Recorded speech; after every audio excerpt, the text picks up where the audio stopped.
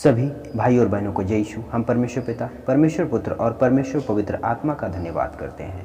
मेरे भाइयों और बहनों, आज हम लोग जानेंगे कि यदि हम अनाज्ञाकारिता में जीवन बिताते हैं तो उसका प्रतिफल क्या होगा।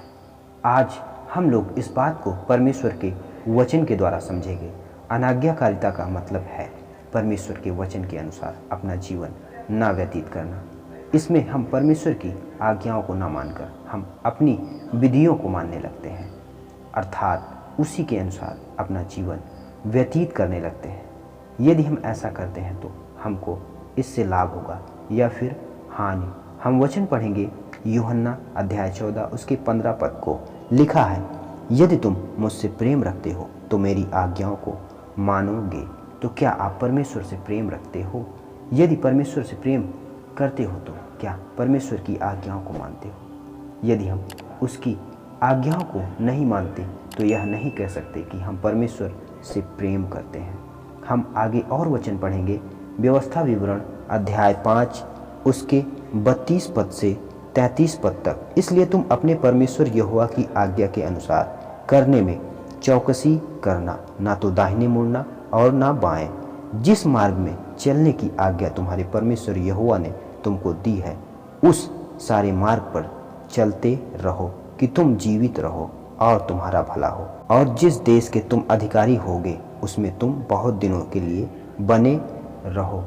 इस वचन के अनुसार हम यह समझ सकते हैं, हम अपनी इच्छा के अनुसार अपना जीवन नहीं बिता सकते हैं। परमेश्वर का वचन जो कहता है वही करना है। परमेश्वर का वचन कहता है तुम मुझे छोड़ दूसरे को ईश्वर करके नहीं मानना, तो हमें दूसरे को अपना ईश्वर नहीं बनाना है। परमेश्वर ने जो पवित्र दिन ठहराया है उसको पवित्र दिन मानना है, हमें उसका पालन करना है। परमेश्वर ने कहा गाली नहीं देना है तो गाली नहीं देना है, व्यभिचार नहीं करना है तो व्यभिचार नहीं करना है, मूर्ति पूजा नहीं करना है, चुगली नहीं करना है, ईर्ष्या नहीं करना है तो हमें नहीं करना है। यदि हम ऐसा करते हैं तो आपके इस प्रक्रिया से साफ साफ जाहिर होता है कि आप परमेश्वर से प्रेम नहीं करते हो। परमेश्वर के द्वारा दी हुई आज्ञाओं को अपने जीवन में लागू करना ही परमेश्वर की आज्ञाओं को मानना है। हम आगे और वचन पढ़ेंगे यशायाह अध्याय 1 उसके 19 पद से 20 पद तक। यदि तुम आज्ञाकारी होकर मेरी मानो तो इस देश के उत्तम से उत्तम पदार्थ खाओगे, और यदि तुम न मानो और बलवा करो तो तलवार से मारे जाओगे। यहोवा का यही वचन है। यदि आप चाहते हो कि आप अच्छी अच्छी चीज़ों को प्राप्त करो तो आप परमेश्वर के आज्ञाकारी बनो।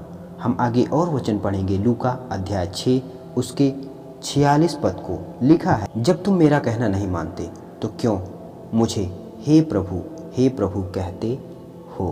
तो हमें परमेश्वर के सामने अपनी आवश्यकताओं को लेकर गिड़गिड़ाना नहीं है। परमेश्वर अपने वचन के द्वारा खुद बता रहा है कि सिर्फ उसकी आज्ञाओं को मानो। अनाज्ञाकारिता सदैव हमें नीचे लेकर जाती है, क्योंकि आपकी अनाज्ञाकारिता में आपके साथ शैतान का हाथ है, परंतु आपकी आज्ञाकारिता में आपके साथ परमेश्वर का हाथ होता है, जो सदैव आपको ऊपर की ओर लेकर जाएगा और परमेश्वर के सामने आपको गिड़गिड़ाने की आवश्यकता नहीं होगी। तो हम सबको अब से आज्ञाकारिता में बने रहना है, वो इसलिए कि हम सब अच्छी अच्छी चीज़ों को प्राप्त कर सकें। सभी भाइयों और बहनों को जय यीशु। हम परमेश्वर पिता, परमेश्वर पुत्र और परमेश्वर पवित्र आत्मा का धन्यवाद करते हैं इस दिन के लिए, इस समय के लिए और इस टाइम के लिए।